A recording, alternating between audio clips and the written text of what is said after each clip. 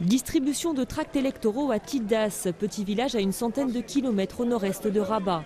Dans cette région rurale où l'habitat est dispersé, le souk hebdomadaire est le lieu de rassemblement incontournable pour les partis politiques qui souhaitent sensibiliser les électeurs.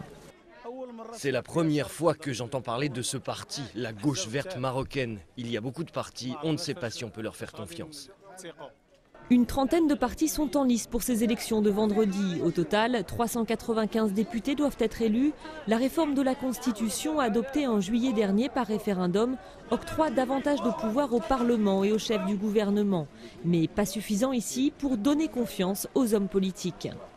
Tout ça, ce sont des mensonges. Tout ce qui est écrit ici, ils ne vont jamais l'appliquer. Ils mangent l'argent de l'État, ils prennent l'argent et ensuite ils ne font rien.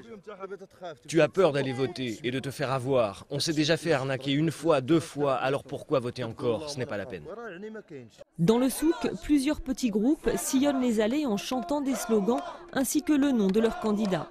C'est la campagne des tambours, ce n'est pas raisonnable. Une campagne électorale doit être faite par des gens cultivés qui vont nous expliquer leur programme.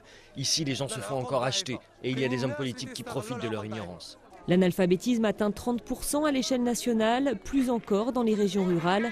Ici, la pauvreté est la règle, les infrastructures manquent et beaucoup d'habitants se sentent marginalisés. Moi, je ne vais pas aller voter, j'en suis fière. Celui pour qui tu votes, il gagne et puis il s'en va et il t'oublie. Ici, on n'a rien. Même les ampoules des lampadaires dans la rue, elles ne marchent pas et personne ne les répare. Après, tu viens faire campagne et tu me dis de voter pour toi? Non. Le taux de participation est l'un des principaux enjeux du scrutin de vendredi. En 2007, lors des précédentes élections législatives, il avait atteint un record. Seuls 37% des inscrits s'étaient rendus aux urnes.